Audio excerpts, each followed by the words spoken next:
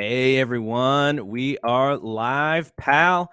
Unfortunately, today, no Andrew Zarian.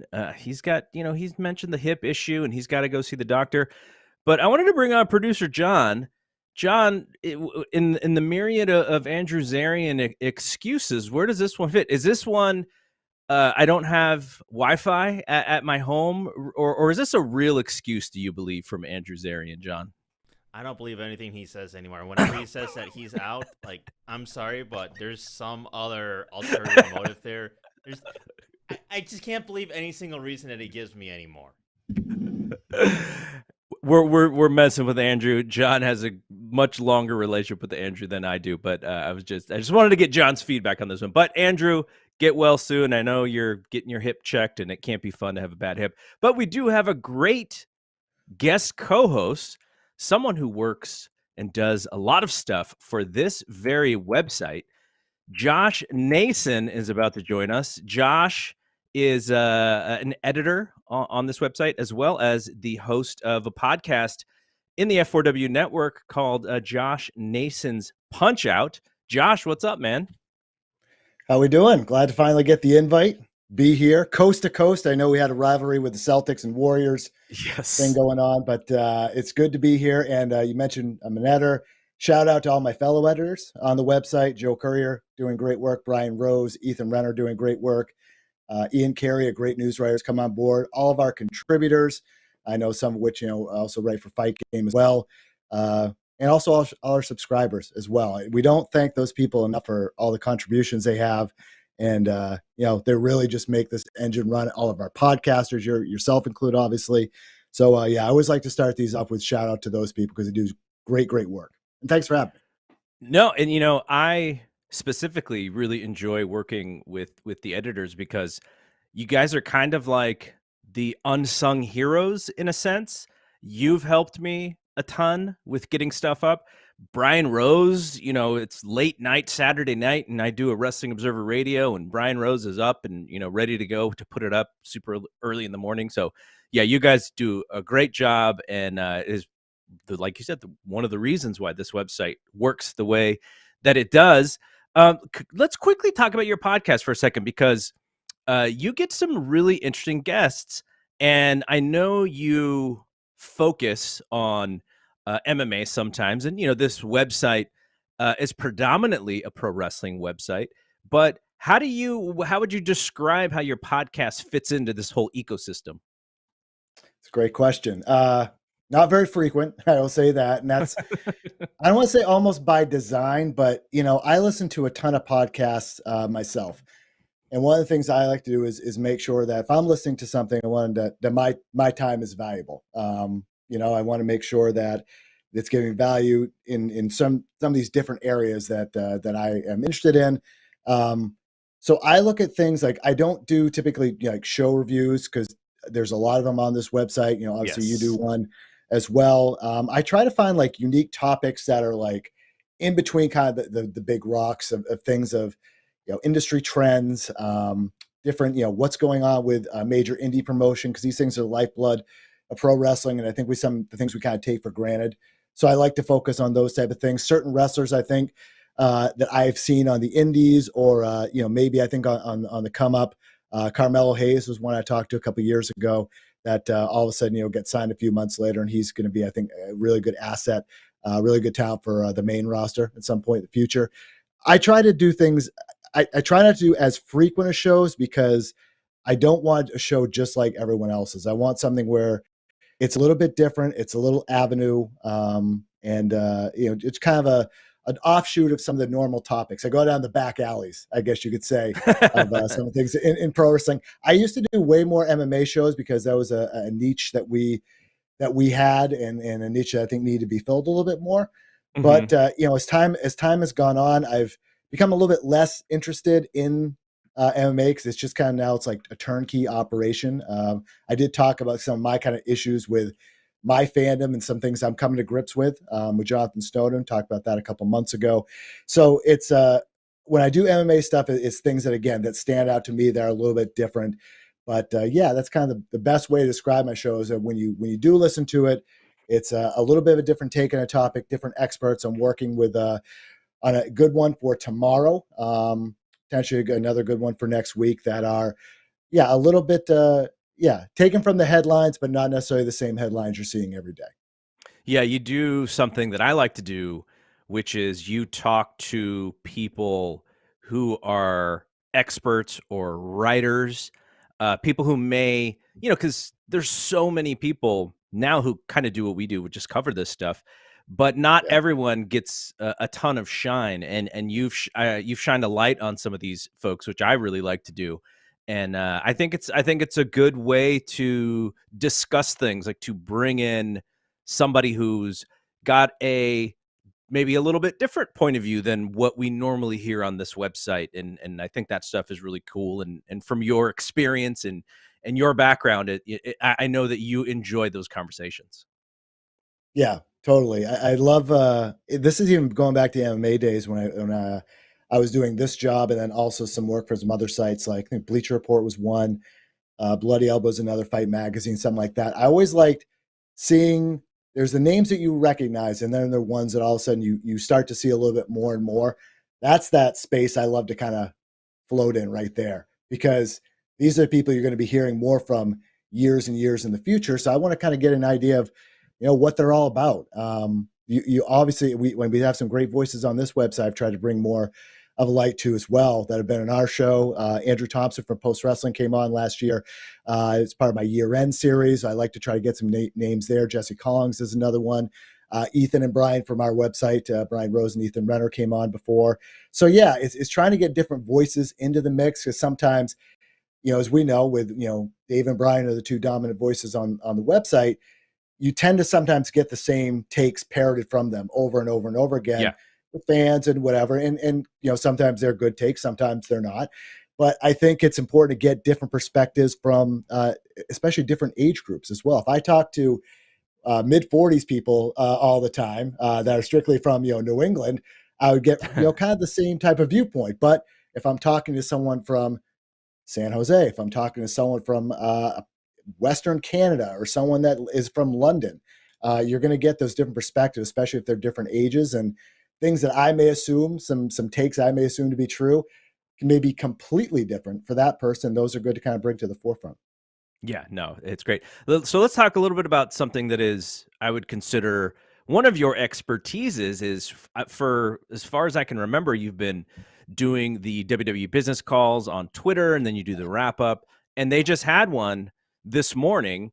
WWE's revenue is through the roof. It was a very successful quarter. And then if you even compared against last quarter, the numbers look even better because we were just getting out of at least we weren't getting out of the pandemic, but WWE was finally getting back to live crowds post WrestleMania. So, what were some of the major takeaways for you? What opened your eyes about these numbers?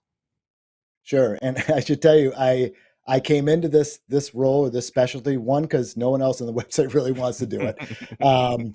Two, actually, I took over from current AEW vice president, which is kind of funny. Chris Harrington, Mookie Yeah, Harrington, yeah, used to do these posts and some of the tweets for us because he understands us quite a bit, and I kind of took over.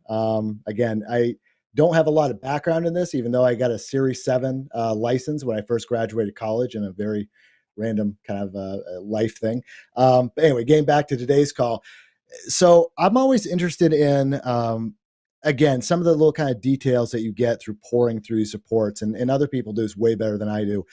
But some of the things I found interesting, when I did the initial post last night, and I have it up front of me, I look at kind of where some of the increases from the media revenue come from. Is it strictly some of the assumptions is that it's all going to be just from TV rights? Well, there's like ticket sales, consumer products. Their consumer products are up huge, 44 million year over year, up from 22 million. That's a huge driver. Live event revenue. I mean, I look at that. That was a huge driver. 41 million for the quarter, up from 9.2 million before the quarter. Sorry, year over year. Obviously, they only had WrestleMania with 2 nights, but it's a good indication that live event revenue is a huge. It's a nice, huge like piece of business for them. The attendance, the average attendance over the last quarter was 6,800.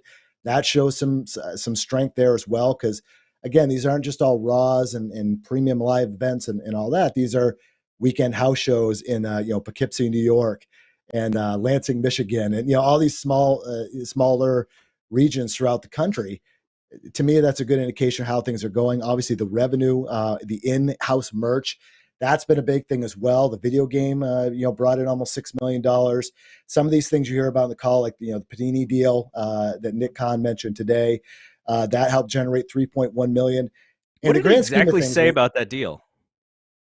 about the Panini deal. Yeah, Well, I mean, I think this is the first quarter that they've had it, and this is, again, I think you guys have talked about this before. There's this Fanatics deal that they also have.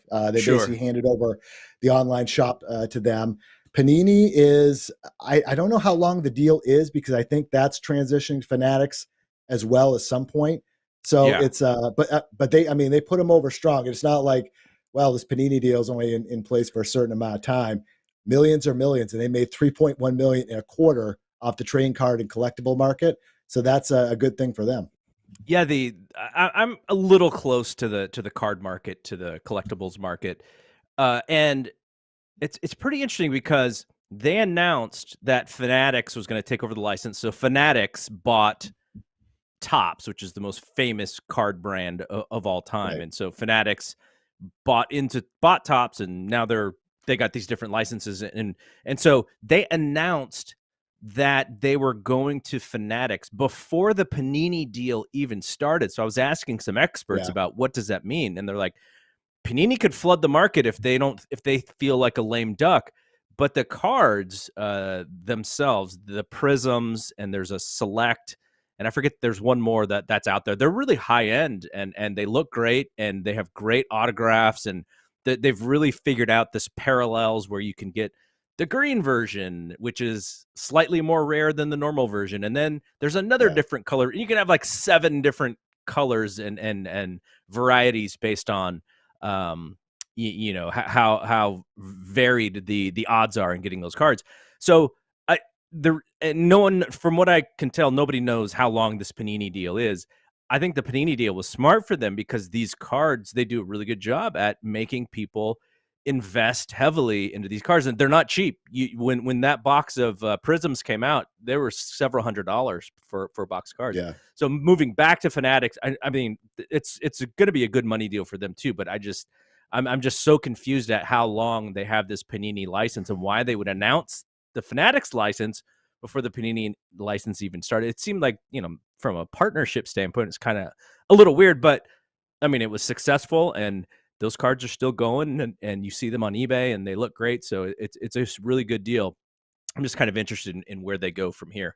But Yeah. okay, so there was some other stuff in there that kind of caught my eye. Triple H had mentioned, and this will kind of help us segue into the next thing we're going to talk about. But Triple H had mentioned like this first day thinking when it comes to what he's doing, and it made me wonder, like, the hardcore WWE audience, they're going to watch no matter who's in charge, whether it's Vince or Triple H. Like, they don't really care. They're just going to watch. It's consistent programming for them, and they watch every week: Raw, SmackDown, maybe even NXT. So Triple H has to cater to those folks. Like, he can't change it up too much and upset that apple cart. But at the same time, he knows that there's new audience out there to be had. AEW has proven this, right? AEW has proven that there is a non-WWE audience out there who desperately wanted to watch wrestling.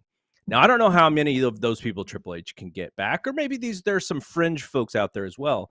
But how long do you think the fan base is going to give Triple H in order to make some of these changes that they're kind of waiting for? Like, I know a lot of people who are not major WWE watchers, and this is why I wanted to ask you the question, because I know that you don't watch weekly as well for your own reasons. But how long do you think it'll take people where they'll go, we're going to give Triple H this chance, to, it's the same thing and I'm out again? Yeah, that's a good question, because you look at that core audience that WWE has, the ones that are going to watch no matter what. What is that number? Is it is it 1.8 million? Is it less than that? It's hard to say.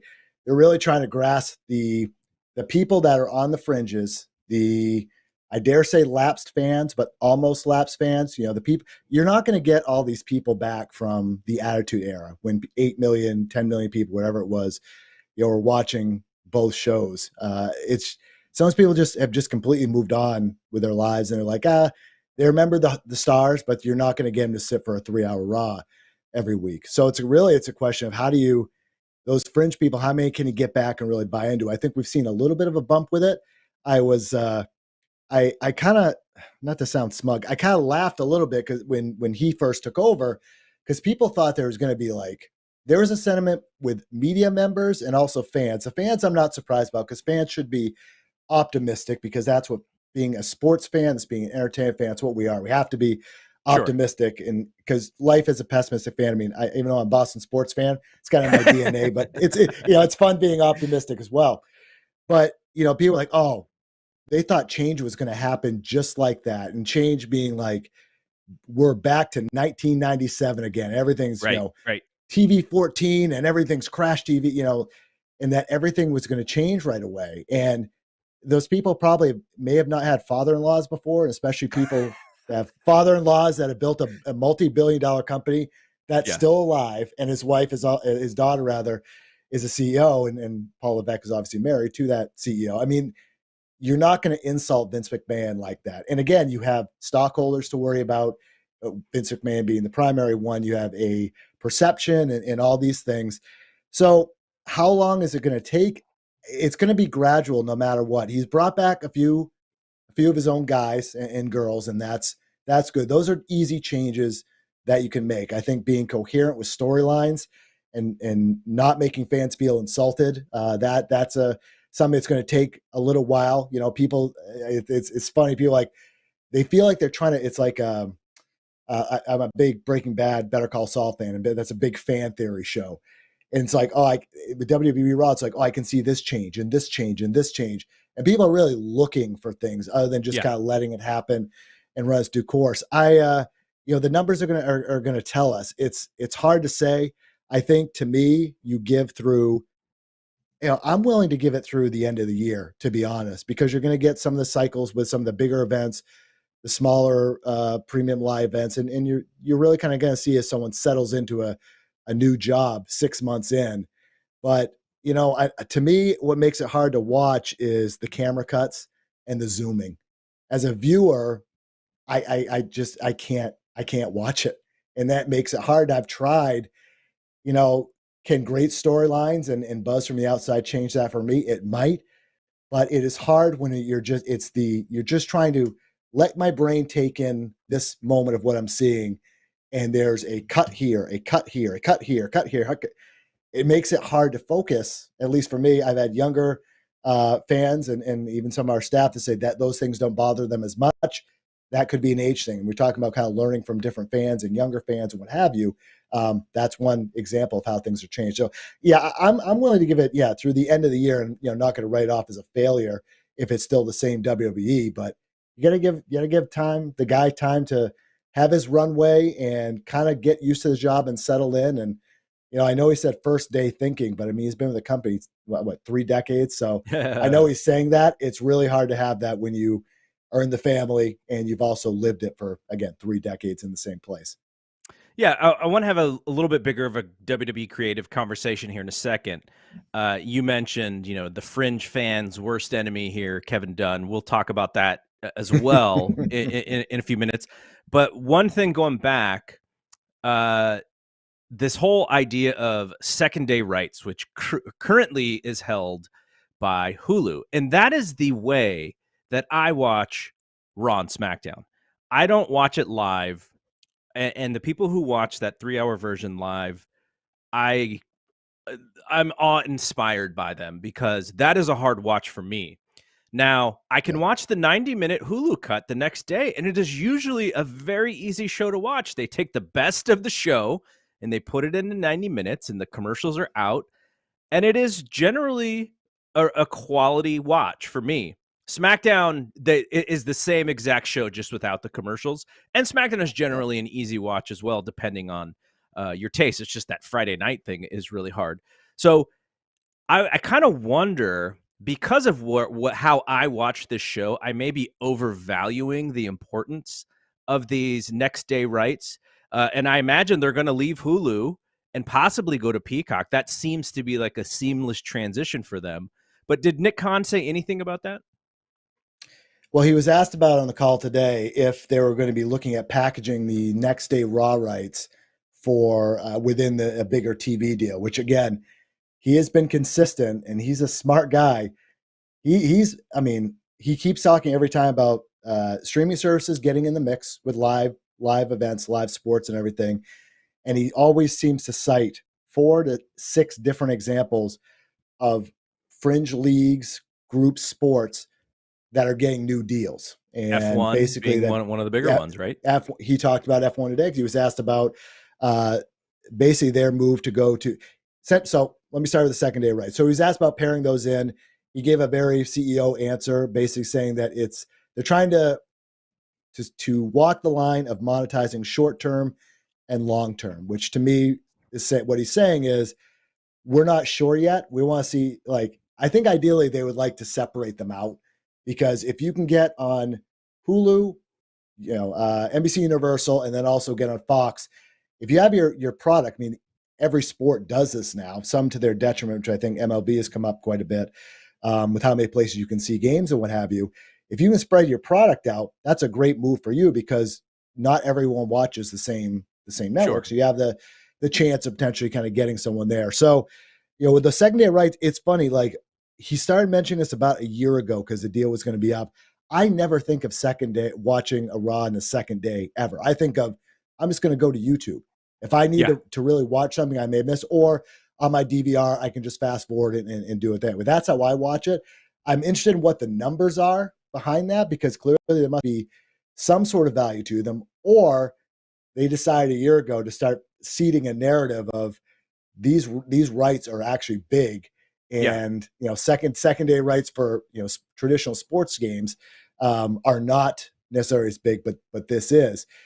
Going back to the streaming element, he was asked about essentially, do you want to just do a streaming only deal, or do you want to try to do a mix of both or linear only?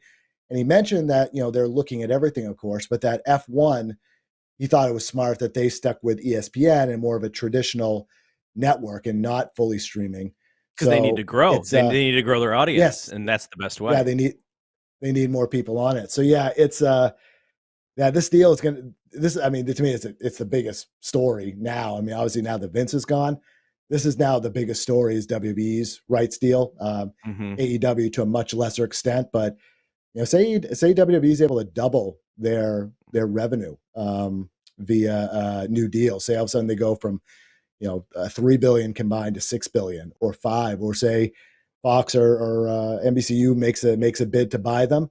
What do they want to do with that money? What I'm interested in, like, if they stay not private, but if they stay their own company and don't sell, what are they looking at long term that they don't have the money to do now?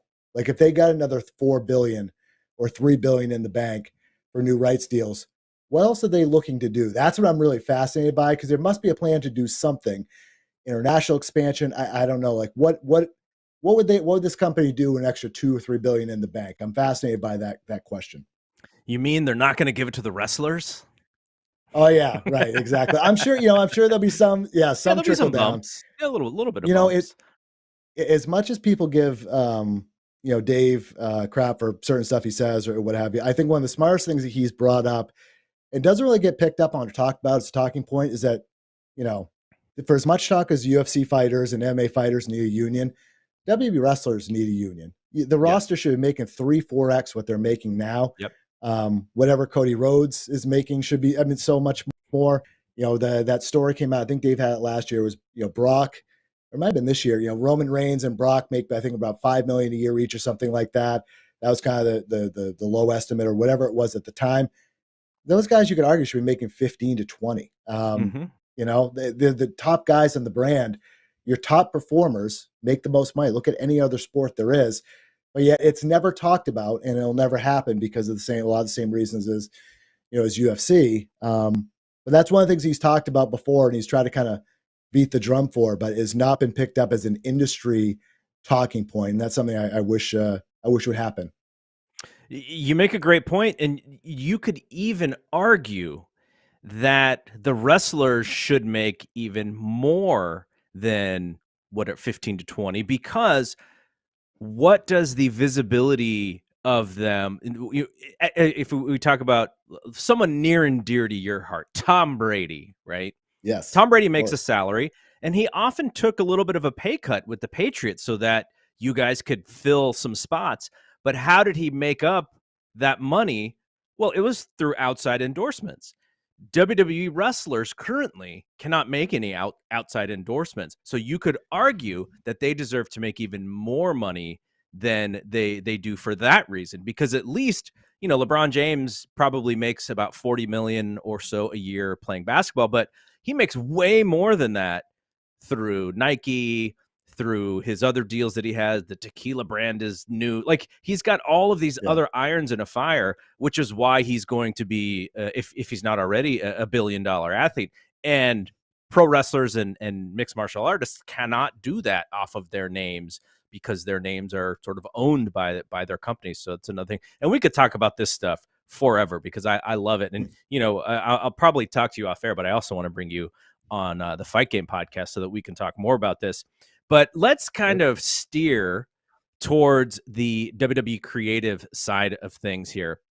You mentioned Kevin Dunn. Without mentioning Kevin Dunn, you mentioned Kevin Dunn about his work, which is why you're not comfortable watching. And so let's say, in a perfect world, not perfect for him, perfect for fans who don't like these the way that the pro wrestling for WWE shot today. Let's say that he's gone and they replace him, and it's a much more conventional way of shooting pro wrestling. What other things would would it take to bring you back as a fan? And maybe you don't get back to that, like, day-to-day fan that we were when we were younger, but just Yeah. as someone who is actually interested in watching every week, interested in following up with what's going on every week, interested in, maybe on Peacock, it's live on a Saturday night. Yeah, let's watch. Let's see what they have. What do you think it would take to change you back to that kind of fan? Different styles of wrestling. I think that's one of the other huge ones as well. I can appreciate the desire to keep talent safe, but I also, one of the things I enjoy more about AEW or indies or what have you is that there's different styles, and that's been talked about to death where, when people are talking about the territories or anything like that, they would go learn all these different things other places. There's not just one way to do it. And forever, it's been this traditional WWE style. I'll give you an example. I filled in on coverage for WWE main event this past week, and it was Ali versus T-Bar and Cedric Alexander versus Shelton Benjamin. So these are matches they filmed before Raw, trying to get the crowd kind of into it, get the cameras right, make sure the lighting's good, all that stuff. So it's a Hulu show, and it's essentially a clip show with two matches thrown in. And these matches are always the same. It's always the formula. It's the face is up early. Heel gets the heat right before going into the break, and then after the break, you have a little bit of a back and forth. There's at least one rest hold in the middle, and then you go home and it's done. And to me, it's like, I wish that they would experiment more with different styles, and it does not have to be John Moxley style blading yourself or blood and guts or anything, but just something different. I mean, they have over the years, they have so many talent stars from Mexico who are just watered down by the style. So many, cruiserweights, I guess you could say, Yeah. who just were kind of just watered down by the style. It's like, you want, when you watch wrestling, and to me, when you watch wrestling, go to shows, whatever, you want to have something you just don't see all the time. And you want to feel like, wow, that is amazing. These are highly paid professionals. Let's see them do what they really can do. And there's a way to do it. And yeah, so to me, having different styles, I think is important. I think, they've had created some buzz with free agents. I think that's a big thing. Cody coming in, that was a big move in how they've really kind of elevated him up. I expect that to continue in the next year, and as they bring new people on and kind of give them a little bit of their own kind of runway to be bigger stars. So I think that the style how they shoot the wrestle, just get rid of the camera cuts and just let me kind of take this in. That would be one. And then also create a product that feels buzzworthy, and not just buzzworthy to the WWE bots and the stand up for WWE people and all that stuff, or media who's just trying to say positive things about everything. Like real buzz, where stuff where just like, oh, I watched this clip, and stuff that made a friend of mine who sometimes watches wrestling would text me about and be like, that was an awesome match. And then you watch it and you're like, wow, that's that's a legit awesome match, not just a, ebot saying that. So yeah, I think a few of those things, I think if you kind of bring those in the equation, the 3 hours is what the 3 hours is. But I think if you can, yeah, if you can make 75-80% of a show watchable in this era, I think you're doing pretty good, and make it stand out. That's what I'm looking for. I want to get your thoughts on AEW here in a second, because a lot of what you're describing is what AEW and Tony Khan seemingly try to do. But let's hang on for a little bit longer with this WWE thing, because I have another question for you as it Yeah. relates to young talent. Now, I think, for years and years and years, the idea that, you need young talent to take to be the next folks, to be the next stars. And Vince McMahon kind of went the other way. He's like, no, we have these guys who are over, and we're going to utilize them until they just can't do anything anymore. And that's kind of been what WWE has done. They want one guy to be their top guy, and then everyone else sort of falls underneath into these very similar roles. Would Yeah. the pushing of young talent, and the reason why I'm asking this specific question, because Triple H ran NXT, and that was all about bringing in new folks, utilizing some independent name power, some new WWE folks from the PC. And so it's like this a little bit more of a hybrid, but he has it on his resume that he likes pushing new guys. Now, he's never done it at this level on a Raw or SmackDown in the main brand, but it was he was the dandy, right, for NXT. And I would imagine that he wants to bring some of that to the main roster. Is that important to you? And do you think we're going to see some of the older guard kind of slowly leave, and then, start to see some new stars? Yeah, that's hugely important. Because you have to, in this era of you can watch hours and hours and hours and hours and hours of wrestling. You have to do things that are going to feel fresh, and to stand out, and having those interminglings with new talent coming up. I think that's important. And one of the things I am confident about is that before, when NXT talent got called up, there was no plan. They were dropped within a couple weeks. And think of how many talents we've seen that have exited for AEW, left the business altogether, or just never really achieved the heights that they should have, because they just couldn't. There was no push behind and no drive, and it just felt no interest. And I think with Triple H, the interest is going to be when someone gets called up to now all of a sudden change their name, do all these different things, and make things different, right? So I'm confident in that. I mean, I think of I was just thinking like Ricochet came to mind, and he was a guy that if there was going to be real change, it would be Levesque saying, go out there and have a banger of a 12-minute match with wrestler X. No storyline really involved. Let's just do a showcase and see what you can do. Chains are off. Let's just go. That would be interesting to me, going back to styles and things like that. But calling up young talent and have them kind of making sure there's a plan for them to fit in, that's hugely important, because, I mean, you look at injuries. AEW's suffered a ton of injuries right now, and kind of having some issues with that. But I mean, look at WWE. Look, Seth Rollins.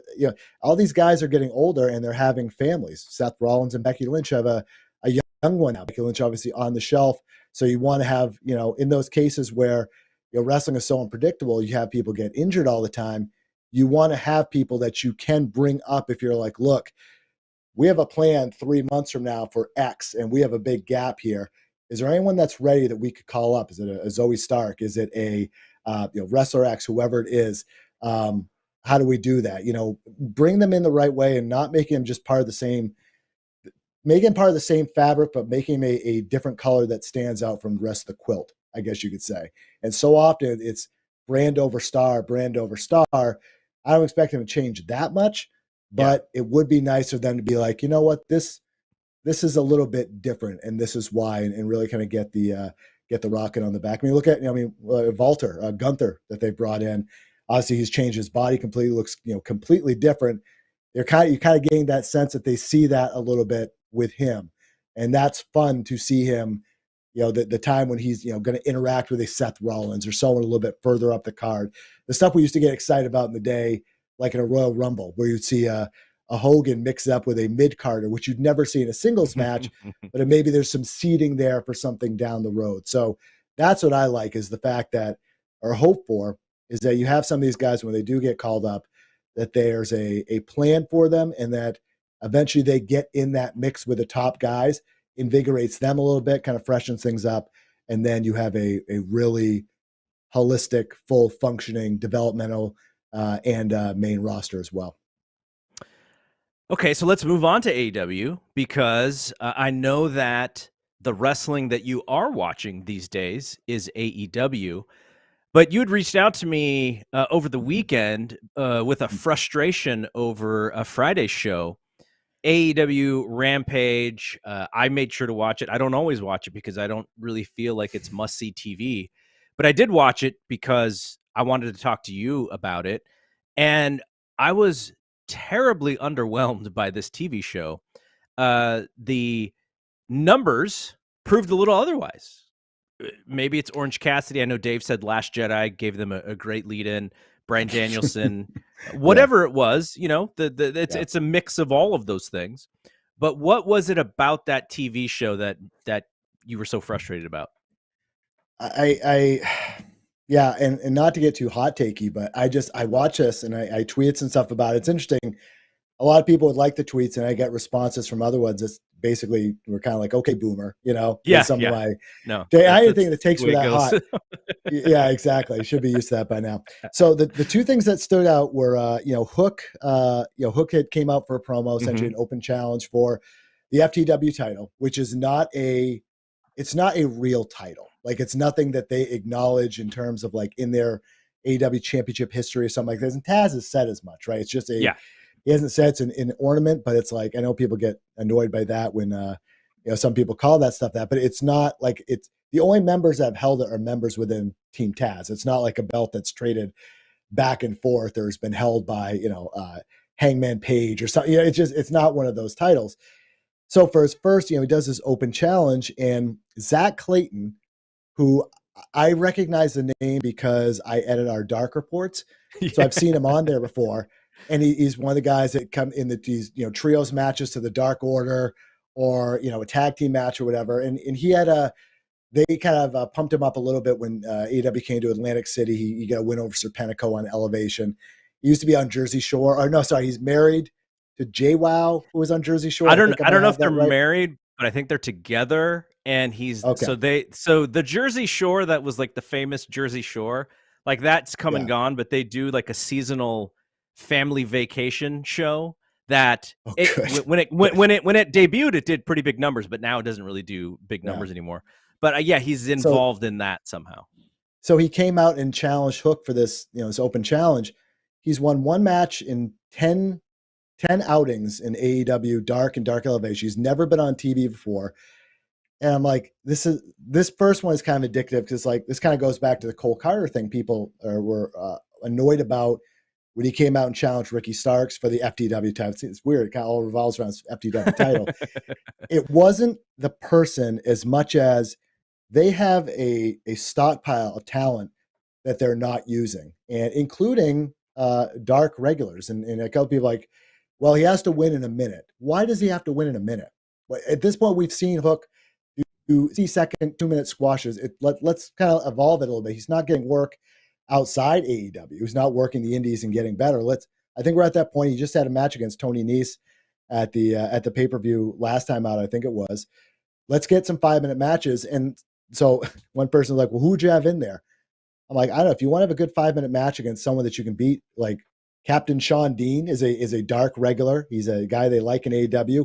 He can go. He'll give him a good 5-minute match. I mean, if you don't, kind of one of the things that is the issue is Tony Khan doesn't want to seem to beat a lot of people. And Yeah. when you don't beat anyone, you kind of end up in this stasis where programs stretch about, I don't know, 25% longer than they should. We get those feelings of like, kind of, when is this match going to happen?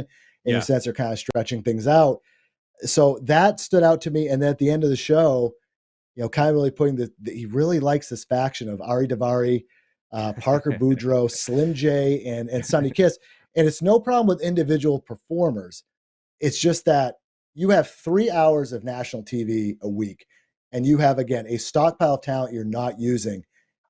Get off the thing of you can't beat people. You can. It's what you do after that really helps. And put on some great matches. Buddy Matthews made his return on Wednesday. Put him in on a match on Rampage instead, or figure out just some things. Wrestlers can go more than once a week on your TV. I was watching this. I'm like, I wish it was 21 again, not for the pandemic stuff, but for the creative. There's so many guys that, granted, there's a lot of injuries, but there's also, I think there's a lot of, let's hold this guy off. Let's hold this girl off. Let's do this. Let's do this. And it's just like, I don't think you have a lot of time to waste. And I feel like on Rampage, they did a pretty good number of the Danielson promo. That's, that stuff is good. But to me, like, bring up someone to take up TV time that has never been on the TV before, is not someone you're all of a sudden going to get behind. And then this faction, which I just, build them up on Dark, create a real developmental group. He says Dark and Dark Elevation are developmental. Build them up there so that way when they finally get the call up, you got to establish levels. When they get the call up, then it's going to feel like something. And it just feels like another lower mid-card act. And to me, it's like you have so many guys and girls, give them the rock. Athena is someone they signed as a free agent. I know they're finally kind of building the J thing, but it has taken forever to get here. There's so many talents that are just being underutilized that I don't know why he's spending the time he does with the little time that he has. And even like on Dynamite, the Factory. Why are we seeing the Factory so much on AW Dynamite? This is, you're trying to get a new TV deal. You're trying to increase ratings, get new fans. To me, like, your show is going to be hot from start to finish. You can't have any layups, or very, very few. And to me, there's just so much of just layups and people just not wrestling. They're in there. It's just a frustration. He's got this really talented roster, but I think he's too scared to beat anybody that he doesn't get the most value out of it. Your comparison to 21 is that's brought up a lot, and I think we have to bring up that there's just more injuries this year to main event talent. So if Punk and whatever this MJF story is, I'm still unsure about what it is, but if Punk and Danielson and Omega and these guys were on top, then maybe some of those programs would be better than what we're seeing. So that's one thing for sure. And maybe what that means is that they're going to have a killer Q4, right? Maybe their Q4 is just going to be off the charts because all these people are coming back. But I want to go back to one thing you said about how he's utilizing talent. My co-host John The Rock on the Fight Game podcast, he calls it collecting wrestling toys or wrestling figures. And I'll explain what he's talking about, which is, if you remember, I remember, when I was really young and I first got into WWF, they had the LJN rubber wrestlers. And it's like, I got a bunch of them downstairs, brother. Got a bunch of them downstairs. You'd go to the store, you'd see someone, you'd never seen it before as a toy. Oh, I got to get Corporal Kirshner. And so then, beg mom to spend the $10 to buy Corporal Kirshner. Yep. And so you open it and you play with it and you're like, but it's Corporal Kirshner. I'm going to get back to Hogan and Andre. And so you just throw it aside, right? It's like, oh yeah, it looked cool because I didn't have it. But now that I have it, I want to go back to Hogan, Andre, and Hogan Orndorff. And I think that's what John means, in that there's all this talent out there, and Tony grabs them and he's got to shine on them for a week or two, and then they just go away. And I find myself going like, wait, what happened to X? And then someone will tell me, oh yeah, they just won a match on Dark. And I'm like, well, okay, that doesn't mean anything to me because I'm not watching Dark. But there is a balance that has got to be really hard for him with all of the number of wrestlers that he has under contract fitting into what you said is only really 3 hours of television.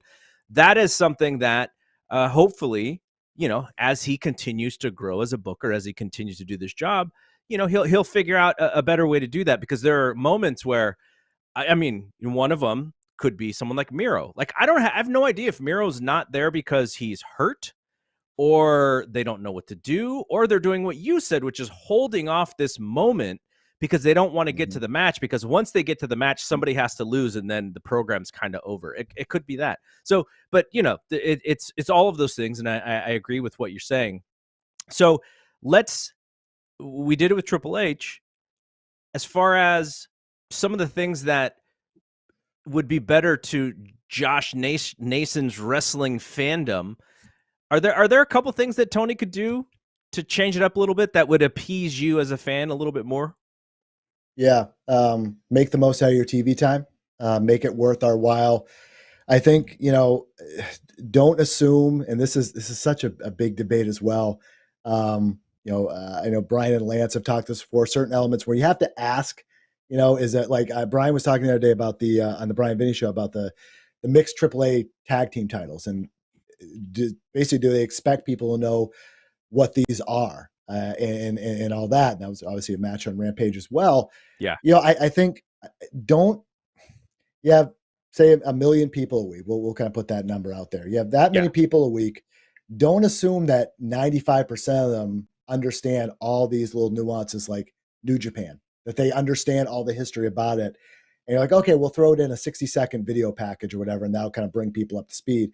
Kind of like what they did with Forbidden Door a lot. And there was a lot of factors going into that.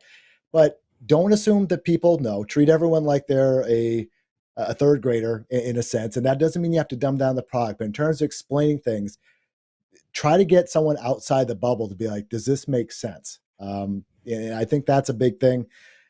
Don't be afraid to beat people. You have the buy-in from fans. I think that's the thing they have going with them. There's definitely a trust factor there.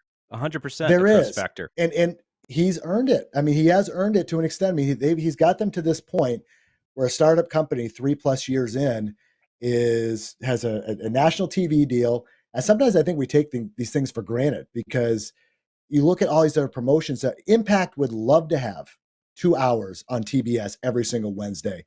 They're not going to have. MLW would kill for it. They probably kill me for it, but they're not. Yeah, they're not going to. They don't have that. AEW has. They have 3 hours on national TV a week. That's great. They have an infrastructure there that's working. I think they've figured out some things on the talent relations end that hopefully will work for them. So he's earned it. But I think it's don't be afraid to beat people. And it's obviously what you do after that. I would never advocate for cutting roster members or things like that just for the sake of it. But I think if we're being real, like there's 20, 25 talents on there that if they were to not be on AEW TV again, that would be fine. If these are people going to seed Ring of Honor, that's another thing. It's like, you got to figure out this Ring of Honor thing. Yeah. And there's so many, like, again, introducing more people like Josh Woods into the mix. There's other people on Dark that are coming there. Again, it seemed to be more earmarked for ROH. Where's Samoa Joe, for example? That's another kind of pin in that. Where has he been? Why can't he have a match on Rampage? I think the focus on AEW, stop pushing the AAA mixed tag team titles and other titles from other organizations.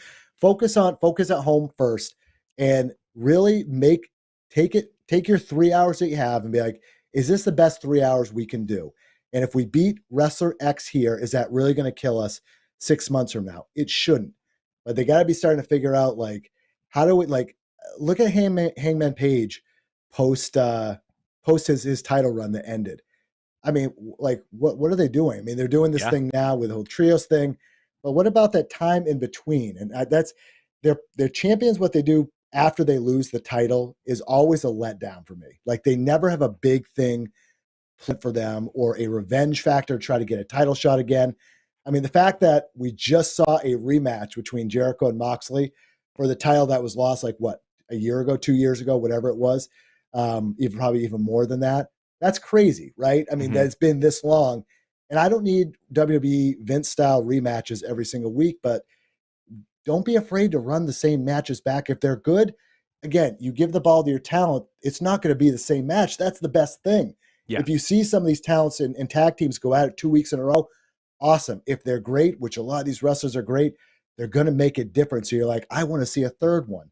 I think it's those type of things of make that 3 hours the hottest 3 hours that you can, and save the mid card stuff for dark and dark elevation. You'll find audience there. Let them figure it out, and then when it's time to call them up, it's time to call them up. All right, we're going to move on here. The one thing I will say is I think my biggest issue with AEW is, for some reason, independent wrestling is canon, and it just gives them an excuse to not introduce folks correctly. And so I wish that would change a little bit. And I also wish that there would be some cliffhanger stuff from Dynamite to Rampage to make me want to see Rampage. Like, something happens on Dynamite that carries over to Rampage, and I gotta watch to see the end of this story. I would like to see that. Raw and SmackDown used to do that very well in the beginning. They don't, obviously different brands now, so they don't really do it, but those would be mine. All right, last thing here, since I have you and you have your UFC expertise and fandom, I was kind of interested in Valerie Loreda, who, I mean, you can't not have seen her because she has such a high profile on Instagram. She's more influencer than she is Bellator fighter, and more power to her because she figured out the whole marketing thing. And, she's got the looks to go with it. That all plays a part. And she recently signed a deal with NXT. Now, I don't know when she's going to debut, but I think she was at the WrestleMania party in LA. I don't think she was in like a high profile spot, but I definitely saw photos. Are there other MMA folks? Now, it's not only UFC, right? There's Bellator, there's PFL, there's ONE, there's all of these different organizations. In your watching and you're viewing and you're seeing folks on Twitter or Instagram, are there folks out there in the UFC or the MMA world who you think could make a transition, a crossover? Because WWE right now, you look at Matt Riddle, he's one of the best guys they got going. We just saw him, a member of this website, Filthy Tom Lawler, just was in G1. So I was just wondering if you saw any possible crossovers like that for WWE or for AEW. Sure. Yeah, you first asked me this question, and I had a little bit of a reaction inside because it drives me crazy when people treat wrestling as a junk drawer for sports. And when not saying you, but I'm saying in general, when so many of these UFC stars or what have you are like, I want to do WWE, and they just like, it's like everyone's like, oh, they should go to WWE, they should do this, just because they can actually like cut a promo, or they're a little bit of a star. Like Israel Adesanya mentioned this, Conor McGregor's mentioned this before. And it's almost kind of like, oh, no matter what, they'll take me. So I'm just going to kind of throw this out there. Fabricio Verdum mentioned this before. You remember that? Like, I'll say, it's like, I'm just going to go to WWE whenever they kind of clarified it was more Lucha Libre he wanted to do, I believe, and what have you. So I'm just like, I had to kind of recalibrate a little bit. I've been thinking about this all day. The two that stand out, one is going to be an obvious one is going to be a not obvious one. The obvious one to me is Francis Ngannou. And someone that the UFC has completely dropped the ball with contract negotiations. Another example of just pay the guy his effing money. Like he is. You're a huge boxing fan. I used to be, especially the heavyweight division. This is the guy that every casual fan that's ever been in sports wants to see. A big guy that can knock people out.